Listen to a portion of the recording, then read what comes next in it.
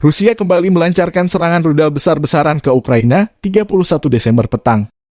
Kiev Independent mengutip otoritas resmi Ukraina. Serangan terbaru Rusia menewaskan sedikitnya 1 orang dan melukai sedikitnya 28 orang. Pada malam tahun baru, berbagai wilayah menjadi sasaran serangan terkoordinasi saat rudal Rusia Tengah, Selatan, Timur, dan Barat Ukraina. Setidaknya 8 ledakan besar terdengar di Kiev.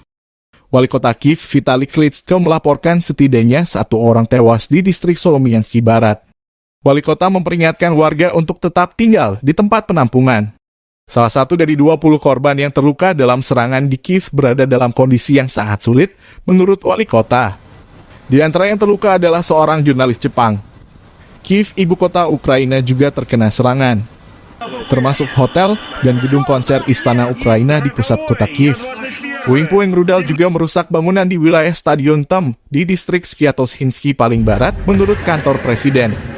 Ledakan juga dilaporkan di daerah lain di Ukraina, termasuk Oblast Donetsk Timur. Wali kota Kramatorsk Oleksandr Honcharenko mengatakan serangan rudal menghantam zona industri.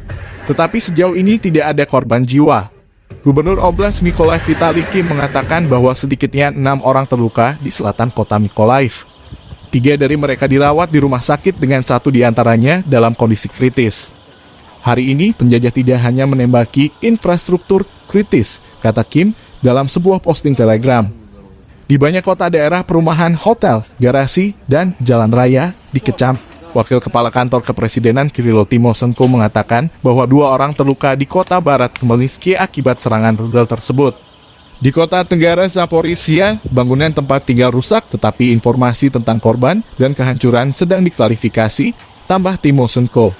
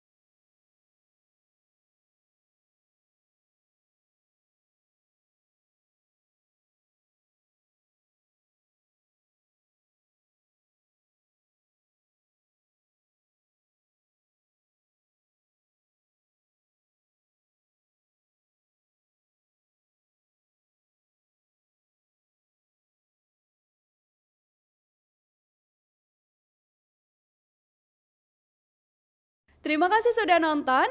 Jangan lupa like, subscribe, dan share ya.